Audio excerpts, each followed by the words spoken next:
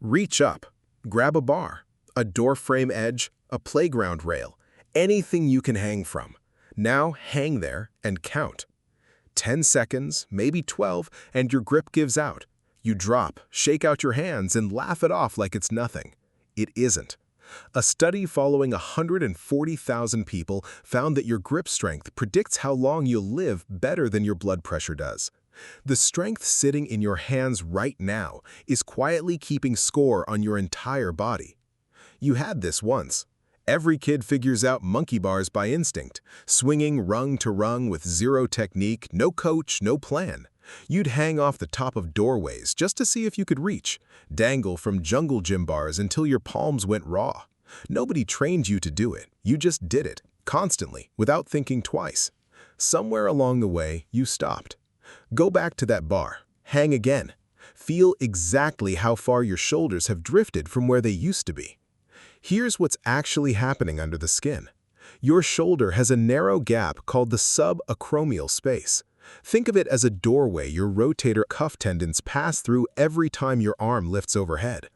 Spend years doing movements that never send your arm above your head, pressing forward, pulling sideways, and that doorway slowly narrows. It's less like a door swinging shut and more like a door frame that shrinks a little every year nobody walks all the way through it. Eventually, the tendons are getting pinched on ordinary reaches, not just in a gym. Your spine has its own version of the same problem. Every hour you spend upright, sitting, or standing, your body weight is stacking down through your vertebrae, squeezing the discs between them a little flatter. Nothing in a normal day reverses that. There's no movement in most people's routine that pulls the spine the other direction. A hang does exactly that. Hips and legs hanging free, full body weight pulling straight down through the arms, easing that stacked pressure the one-way gravity can actually help instead of hurt. And your grip, the thing holding you to the bar in the first place, barely gets loaded by anything else you do all week. Typing doesn't load it, carrying a grocery bag doesn't load it.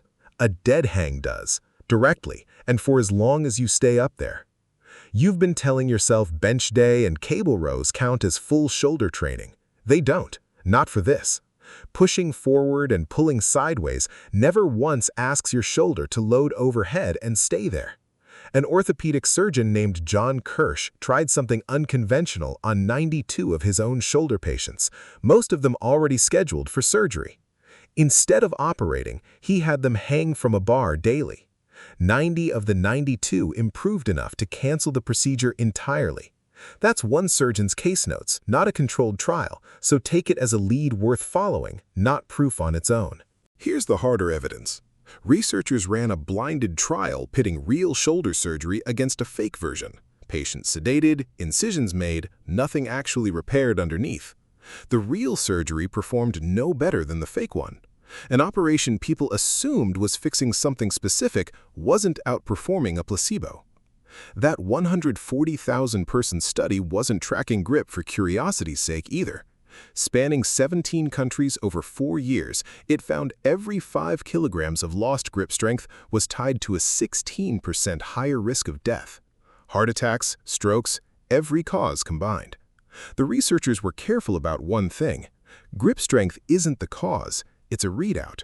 When your grip is fading, it's usually a sign your whole muscular system is fading right along with it.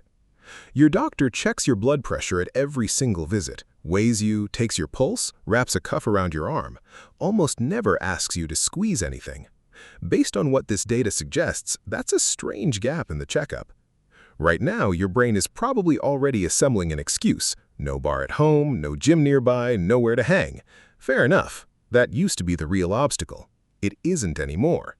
A door frame pull-up bar solves exactly this. No drilling required. Adjustable to fit most standard door widths. A bar that locks into place once tensioned. Anti-slip pads on both ends so it doesn't shift under load. Rated to comfortably hold well past average body weight.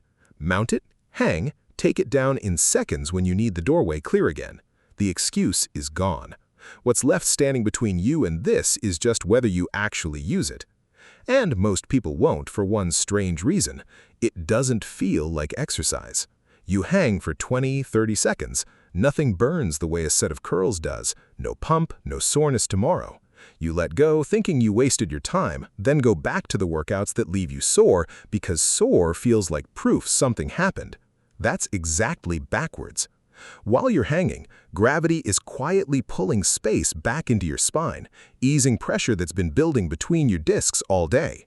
Your shoulder tendons are getting room they never get in a bench press or a cable machine. Your grip is under real, sustained load the whole time. None of it announces itself. The fixes that actually matter rarely do. Start passive. Arms straight, shoulders relaxed, feet off the ground, just hang there and breathe. Once that feels easy, move to an active hang. Same position, but pull your shoulder blades down and back, squeezing them together while your arms stay straight. That's the version that actually builds shoulder stability, the kind that carries directly into pull-ups, rows, and every overhead movement you'll ever do. Once that's easy too, there's the L-sit hang. Legs lifted to hip height, core locked on, full body tension the entire time. That's the hardest version. You don't need it today. Peter Attia, in his book Outlive, sets a high bar. A 2-minute dead hang for men in their 40s, 90 seconds for women in that range as his baseline for grip strength built to actually last. That's the target, not where you start. Kirsch's original protocol was just 30 seconds, 3 times a week. That's the real starting line, not the 2-minute number. Grab the door frame before you shower. 30 seconds, that's the whole ask, and it's smaller than almost anything else on your fitness list.